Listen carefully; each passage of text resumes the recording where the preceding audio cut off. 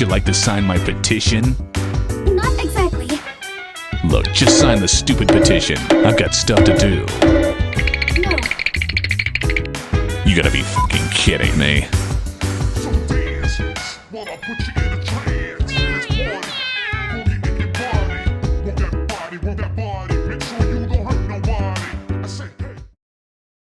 Today I'm going to teach you how to go up against the 5 new heroes in Overwatch as Juno. Greetings! Now, I know it's been a few weeks since their release, and since then they've gotten adjustments, nerfs, and buffs, but for the most part, this guide should be relevant for the near future. I don't see anyone getting major reworks. Maybe Jetpack Cat, but I'm still not betting on it. So without further ado, let's get into it. Domina is a poke tank, and I know this may come as a shocker, but you should not be 1v1ing the tank. Instead, what you want to primarily focus on is supporting your team fighting Domina. What I like to do is to save my ring when Domina uses her barrier to help the team either back up, receive healing, or to help them push in. In my last video, I had mentioned how I'd rather choose triple jump as opposed to her faster blaster perk. And with these 5 heroes, especially with Domina, I have found myself choosing faster blaster to go up against them. I still think faster blaster is only really good for damage, and that's exactly why I use it against Domina. It helps a lot when breaking the panels of her barrier, but it also helps a lot to help your teammates break out of Domina's ult, which people still don't know that you can break out of. So putting that out there, you can break out of Domina's ult yourself, and you can also help your teammates break out of Domina's ult. Scorch the sky! Anran is a highly mobile hero, kind of like Genji, and when fighting her, you want to really maintain your distance from her and prevent her from lighting you on fire. When I'm fighting her, I'm mainly looking out for her to use her Dancing Blaze, which is like her fade ability, and I make sure I have my torpedoes ready to follow up on that ability. By the way, this is something that's not really important fighting her as Juno, but her Fan the Flames actually behaves like a beam, meaning that it can go through a Diva Matrix or a Genji deflect, so just keep that in mind.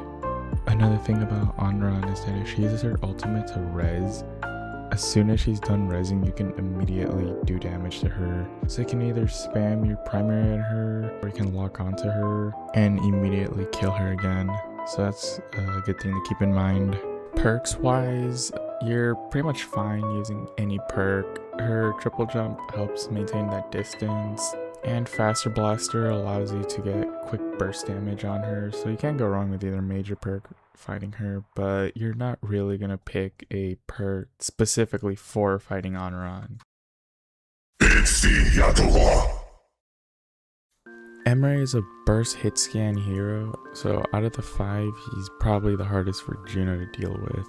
So when you're going up against the Emre, you really want to manage your airborne time as well as play behind cover. Along with that, he has very good verticality, so he can easily reach you if he really wants to. I find he's most vulnerable when he's in the air, when he has his siphon out, or especially when he's using his ult. And then that's when I will lock in with a torpedo. You're mostly looking for your team to help you finish him off, so I wouldn't suggest dueling him unless you absolutely have to. Protect us, kick guy! When fighting Mizuki, I find it important to time your cooldowns properly, because if you use something like your gliders too early, you can easily get punished and get hooked by Mizuki.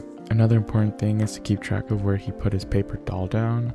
He is briefly invulnerable while using it, but it doesn't heal him back, so if you get him low enough and he'll TP back, you can usually follow up. You can use your torpedo either before he teleports back or after he teleports back. Just again, make sure you know where he put his paper doll down. Something else to keep in mind is that his projectiles can bounce off a wall, so you probably shouldn't duel him in tight spaces or rooms. Now his ultimate does 100 healing immediately after placing it down and 50 per second. It behaves like a giant Diva Matrix or a Sigma Grass, so while your teammates are in it, you can't heal them or do damage to anyone inside of them. So what I'll usually do here is I'll throw my hyper ring into the sanctuary to help my teammates get out. However, if you really have to, you can throw your orbital ray down and it'll heal through the sanctuary.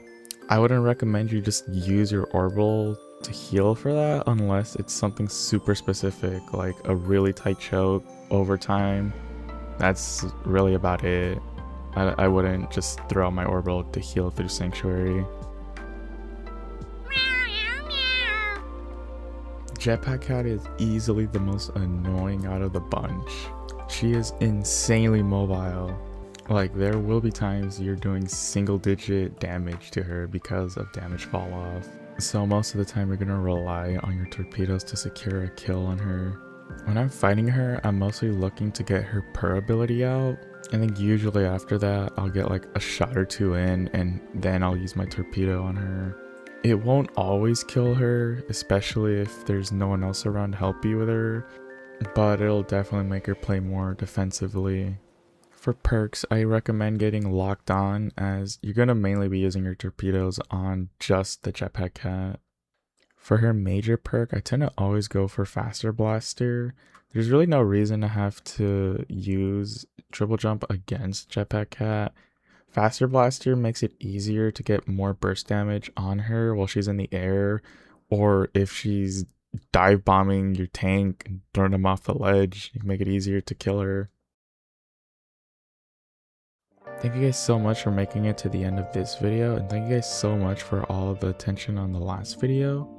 Thank you guys so much for nearly 100 subscribers from the first video. That's actually insane. I do have more videos I want to work on.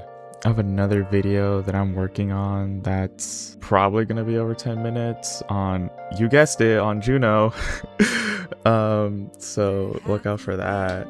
But yeah, I will see you on the next video, hopefully a lot sooner than this one. This video should have gone up like ages ago, before mid-season, but you know, better late than never.